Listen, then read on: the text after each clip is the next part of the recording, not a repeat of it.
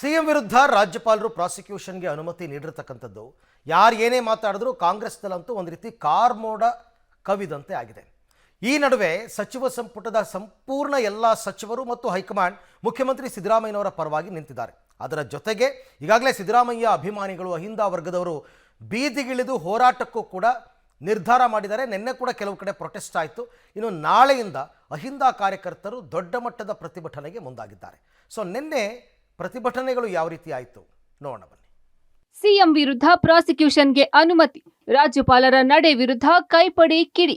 CM Siddaramaiah ವಿರುದ್ಧ ಪ್ರಾಸಿಕ್ಯೂಷನ್ಗೆ ಅನುಮತಿ ನೀಡಿರುವ ವಿಚಾರ ರಾಜ್ಯ ಕಾಂಗ್ರೆಸ್ ನಾಯಕರು ಹಾಗೂ ಕಾರ್ಯಕರ್ತರನ್ನ ರೊಚ್ಚಿಗೆಬ್ಬಿಸಿದೆ. ಪ್ರಾಸಿಕ್ಯೂಷನ್ಗೆ ಅನುಮತಿ ನೀಡಿರೋದು ರಾಜಕೀಯ ಪ್ರೇರಿತವಾಗಿದೆ. ಕೇಂದ್ರದ ಸೂಚನೆ ಅನುಸಾರ ರಾಜ್ಯಪಾಲರು ಈ ಆದೇಶ ನೀಡಿದ್ದಾರೆ ಎಂದು ನಿಗಿ ಕೆಂಡುವಾಗಿದ್ದಾರೆ. ಇಂತಹ ರಾಜಕೀಯ ಷಡ್ಯಂತ್ರಗಳನ್ನ ನಾವು ಎದುರಿಸುತ್ತೇವೆ, ಸಿಎಂ ಬೆಂಬಲಕ್ಕೆ ನಾವಿದ್ದೇವೆ ಎಂದು ಹಲವು ಕಾಂಗ್ರೆಸ್ ನಾಯಕರು ಗುಡುಗಿದ್ರು. The Congress party stands behind Mr. Siddaramaiah. ನಾವು ಕಾನೂನ ಬದ್ಧವಾಗಿ ಹೋರಾಟವನ್ನು ಮಾಡ್ತೇವೆ. ಅದಲ್ಲದೆ ರಾಜಕೀಯವಾಗಿ ಕೂಡ ಹೋರಾಟವನ್ನು ಮಾಡಲಿಕ್ಕೆ ಬದ್ಧವಾಗಿದೆ. ಒಬ್ಬ ಹಿಂದುಳಿದ ವರ್ಗದ ಒಬ್ಬ ನಾಯಕ ಎರಡನೇ ಬಾರಿಗೆ ಒಬ್ಬ ರಾಜ್ಯದ ಮುಖ್ಯಮಂತ್ರಿಯಾಗಿ ಬೆಳೀತಾ ಇರೋದನ್ನ ಸಹಿಸಕ್ಕಾಗದೆ ಷಡ್ಯಂತ್ರವನ್ನ ಇವತ್ತು ನಡೆಸ್ತಾ ಇದೆ. ನಮ್ಗೆಲ್ಲರಿಗೂ ಗೊತ್ತಿದೆ ಇದು ಪೊಲಿಟಿಕಲ್ ಅಂತ. ಸೊ ರಾಜಕೀಯವಾಗಿ ಕೇಸ್ ಹಾಕಿದ್ದಾರೆ, ಪ್ರಾಸಿಕ್ಯೂಷನ್ಗೆ ಕೊಟ್ಟಿದ್ದಾರೆ. ನಾವು ರಾಜಕೀಯವಾಗಿ ಇದನ್ನ ಎದುರಿಸ್ತೀವಿ. ಇನ್ನೊಮ್ಮೆ ಈ ರೀತಿ ದೇಶದಲ್ಲಿ ನಡೆದ ಹಾಗೆ ಕರ್ನಾಟಕದಿಂದ ಉತ್ತರ ಕೊಡ್ತೀವಿ. ಇದರಲ್ಲಿ ಏನೂ ಇಲ್ಲ ಅಂತ ಇವರು ಪೊಲಿಟಿಕಲ್ ಪ್ರೆಷರ್ ಮೇಲೆ ಈಗ ಪಾದಯಾತ್ರೆ ಹೋಗೋರು ಬಿಜೆಪಿ 10 ದಿನ ಪಾದಯಾತ್ರೆ ಮಾಡಿದ್ದಾರೆ.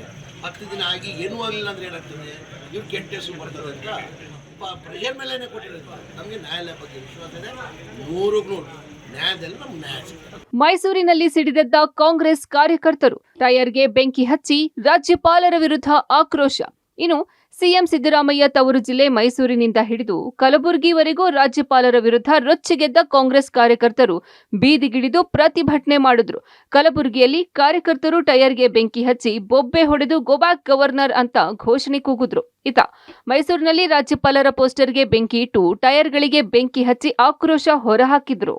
ಈ ವೇಳೆ ಅಲ್ಲಿದ್ದ ಪ್ರತಿಭಟನಾಕಾರರನ್ನ ಚದುರಿಸಲು ಪೊಲೀಸರು ಅಶ್ರುವಾಯು ಪ್ರಯೋಗಿಸಿದ್ರು. ಜೊತೆಗೆ ಅಹಿಂದ ಕಾರ್ಯಕರ್ತರು ಕೂಡ ಮಾನವ ಸರಪಳಿ ನಿರ್ಮಿಸಿ ರಸ್ತೆ ತಡೆ ಮಾಡಿ ಅರೆಬೆತ್ತಲೆ ಮೆರವಣಿಗೆ ನಡೆಸಿದ್ರು. ಕೋಟೆನಾಡು ಚಿತ್ರದುರ್ಗದಲ್ಲಿ ಶೋಷಿತ ಸಮುದಾಯ ಹಾಗೂ ವಕೀಲರ ಸಂಘ ಪ್ರತಿಭಟನೆ ಮಾಡಿ ರಾಜ್ಯಪಾಲ ಗೆಹ್ಲೋಟ್ ವಜಾಗೊಳಿಸಿ ಎಂದು ಡಿಸಿ ಮೂಲಕ ಮನವಿ ಪತ್ರ ರವಾನಿಸಿದ್ರು. ಚಿಕ್ಕಮಗಳೂರಿನ ಗಾಂಧಿ ವೃತ್ತದಲ್ಲಿ ಕಾಂಗ್ರೆಸ್ ಕಾರ್ಯಕರ್ತರು ಟೈರ್ಗೆ ಬೆಂಕಿ ಹಾಕಿ ಅಸಮಾಧಾನ ಹೊರಹಾಕಿದ್ರು.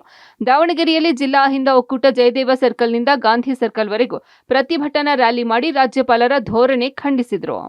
ವಿಜಯಪುರ, ಹಾಸನ, ಧಾರವಾಡದಲ್ಲೂ ಕಾಂಗ್ರೆಸ್ ಕಾರ್ಯಕರ್ತರ ಕಿಚ್ಚು ಜೋರಾಗಿತ್ತು. ಮಂಡ್ಯದಲ್ಲಿ ಕೈ ಕಾರ್ಯಕರ್ತರು ಹಳೆಯ ಮೈಸೂರು ಬೆಂಗಳೂರು ಹೆದ್ದಾರಿ ತಡೆದು ಟೈರ್ಗೆ ಬೆಂಕಿ ಹಚ್ಚಿ ಗೋ ಬ್ಯಾಕ್ ಗವರ್ನರ್ ಎಂದು ಘೋಷಣೆ ಕೂಗಿದ್ರು. ಚಾಮರಾಜನಗರ, ಗುಂಡ್ಲುಪೇಟೆ ಪಟ್ಟಣದಲ್ಲಿ ಪಂಜಿನ ಮೆರವಣಿಗೆ ಮೂಲಕ ಆಕ್ರೋಶ ಹೊರಹಾಕಿ ಸಿದ್ದರಾಮಯ್ಯ ಪರ ಜೈಕಾರ ಹಾಕಿದ್ರು. ಇನ್ನು ಬಾಗಲಕೋಟೆಯ ಬದಾಮಿಯ ಬಸ್ ನಿಲ್ದಾಣದಿಂದ ರಾಮದುರ್ಗ ವೃತ್ತದವರೆಗೆ ಕೈ ಕಾರ್ಯಕರ್ತರು ರಾತ್ರಿ ಪ್ರತಿಭಟನಾ ಮೆರವಣಿಗೆ ಮಾಡಿ ರಾಜ್ಯಪಾಲರ ಭಾವಚಿತ್ರ ಸುಟ್ಟು ಬಾಯಿ ಬಡಿದುಕೊಂಡು ಆಕ್ರೋಶ ಹೊರಹಾಕಿದ್ರು. ಇವತ್ತು ಕೂಡ ಮೈಸೂರು ಸೇರಿದಂತೆ ರಾಜ್ಯದ ಎಲ್ಲಾ ಜಿಲ್ಲೆಗಳಲ್ಲಿ ಪ್ರತಿಭಟನೆಗಳು ಮುಂದುವರಿಯಲಿದ್ದು, ನಾಳೆ ಮೈಸೂರು ಟಿ ನರಸೀಪುರ ಬಂದ್ಗೆ ಸ್ಥಳೀಯ ಕಾಂಗ್ರೆಸ್ ಸಮಿತಿ ಕರೆ ನೀಡಿದೆ. ಕಾಂಗ್ರೆಸ್ ಪ್ರತಿಭಟನೆಗೆ ರಾಜ್ಯ ಅಹಿಂದ ಸಂಘಟನೆ ಕೂಡ ಬೆಂಬಲ ಸೂಚಿಸಿದೆ. News desk, public TV.